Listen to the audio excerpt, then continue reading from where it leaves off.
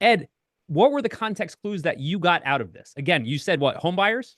Homeowners who want contractors. That's what I picked Okay. up. But what else did you see here?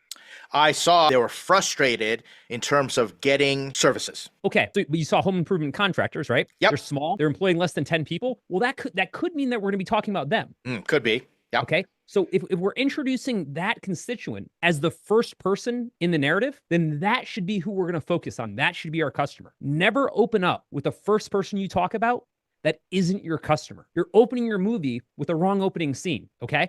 So the first thing, the first words out of our mouth should be who our customer is. So it should be US home buyers. It should be millennials. It should be US woodworkers. It should be whatever our core audience is, whoever our customer is, should be the first words in our problem statement. That is so important because it centers the focus and it centers the rest of the narrative. What we don't want to do is change the focus as we go through the problem. Remember, we've got a very limited window in the attention span of our audience. We don't get a chance to shift gears, right? This is our movie trailer and our audience is barely paying attention. So we only get, again, a very limited window to be able to navigate that. The second thing is we don't get to use percentages. When we say that, when we say 83% or 1 out of 5 people or things like that, we don't get to do that. There's 2 reasons. Number one, when you say 83%, 83% of what? I have no idea what 83% of 6 people. I don't know, right? Because you didn't tell me what the whole number was. The second part of that is, even if you did tell me it was 83% of 100, well, if it's 83% of 100, then the number is 83. Why did you tell me it was 83%?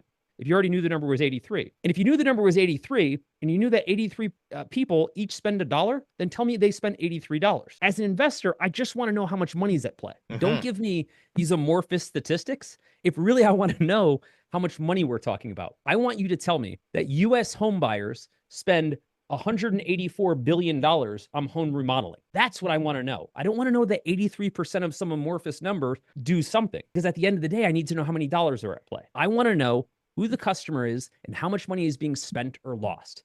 That's the opening statement. And I don't want to do any kind of math or get any kind of blurry stats. So Ryan, I just want you to be hyper specific. And I know you can be, but what you do is you make me go, oh, damn, that's your customer and that's how much money's on the table. I'm interested. And that's going to be different than, let's say, homeowners are frustrated in getting contractors. That's your loosey-goosey opinion. Okay, an investor's going to say, how do you know? Like, okay, like how many is that? Like 3, 5, right. Type thing. But if you said, let's just take some round numbers. Let's say 100 million or homeowners, 63% based on this. You said 63 million homeowners will spend whatever, $2 billion on improving their homes using or waste or something like that. We'll lose, or 10% of that budget will go over. We'll go $1 billion over budget because they can't find the right contractor. I'm just totally making stuff up, but at least now we're putting teeth to it versus inundating the investor with just stats. Okay, that's not going to help. And then just a loosey-goosey opinion without any factual data. Right, Goldilocks principle, put it right in the middle. Do what Will said. Just tell the investor how much to spend, define the problem and how painful it is, and what the cost of that problem is if they don't solve it. Those are things that get an investor excited. You bet. So let's go back to the problem statement. Let's go back to that slide. And this is a really easy formula that's incredibly hard for people to put together. And when I say it's easy to understand, but like a lot of things in life, hard to actually do. A guitar itself only has a handful of strings, but it doesn't make it easy to play, right? Like, when we're taking these 3 stats, Ryan, what I'd love to see you do is boil this down into one core fact. What I'd love for you to be able to say is that homeowners are spending this much money, but they're having this problem doing it. When they go to spend this much money, they have this core problem, which is the second part of this. The first part is who these people are and how much they're either making or losing, in this case, losing. The second part is what's the frustration with spending that money. Let me try to read the second part. Okay, Ed, let's isolate scheduling delays and lack of communication, because I bet that's going to be a key part of the pain points. Sure. Because the second part of a problem statement is where the pain points come in, and we're going to isolate this part of the conversation. The next part, 54% of homeowners would prefer a centralized service or subscription model for managing their home maintenance, highlighting the growing desire for convenience and trustworthiness. Hang on one second. We just said that they're frustrated with finding reliable professionals. Okay, so that's one category. Major pain points, scheduling delays and lack of communication. But I think we just introduced another pain point, or a bucket at least, a centralized service subscription model for managing their home maintenance. So one was scheduling reliable professionals. Another's managing home maintenance, which is also scheduling reliable professionals, highlighting the growing desire for convenience and trustworthiness. These are a lot of tentacles. Ryan, these are all issues. but we got to pick the ones we feel like are the most important. So I want to unpack this one. Yeah. For all of us, when we build products, we get really angsty because we have so many things that we want to solve. And Ed, how many times do people come to you and say, but I solve all of this stuff? But our solution does so much more. It's going to transform the way that we interact with technology. Right.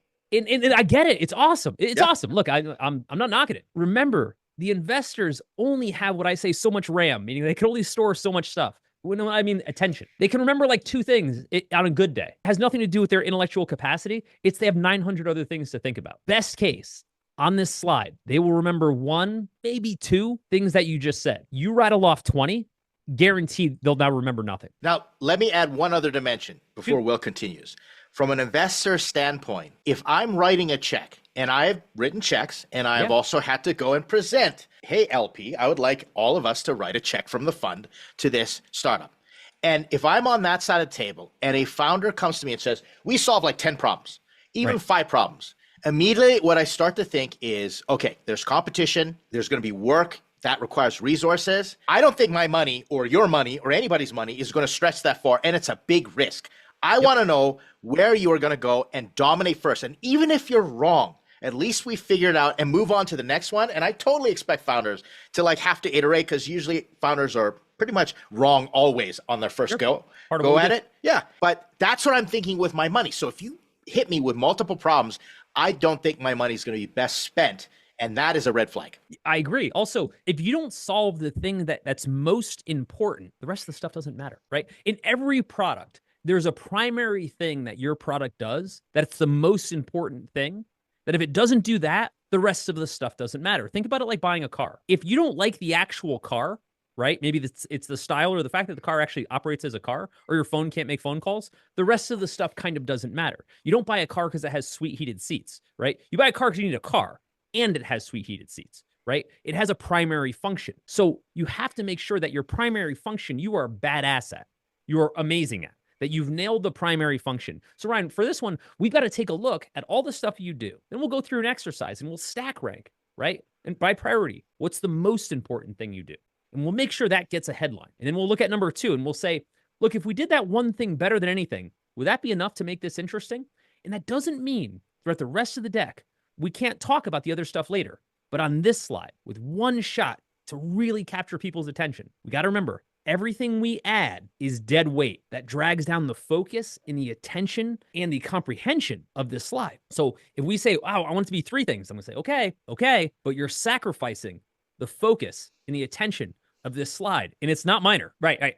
If we could say we do this thing and we are so good at it and it's one thing, and then in later slides we say, and then we'll expand to other things, we win. That is the golden opportunity. But we got to keep it focused.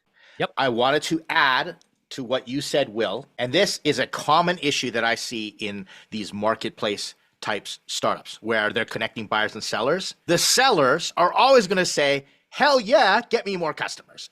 Right. Hell yeah, I want to talk to customers, et cetera. That's never the problem. Problem is getting the buyers to actually go and do it. So immediately you can X off that first bubble. Like, you don't have to talk. You can say, and we make it later on in that, just like Will said, and we make it so much easier because we got real-time chat and, all these things, and the experience is going to be great. But that's not the main problem that you need to solve, because guess what? It's not a problem. Everyone's going to say, yeah, get me more customers type thing. You want to stack rank based on what you think you have the best opportunity to go out there and make money, prove to an investor, get people to run to you and say, thank God for you. This has been a pain in my life. And the fact that you're solving it, you're even thinking about solving it, take my money right now. Like, sign me up, whatever it takes. And you will find a way to communicate to homeowners and any of your users out there, for all you other founders, in a way that makes them jump out of their seat. Investors love seeing that.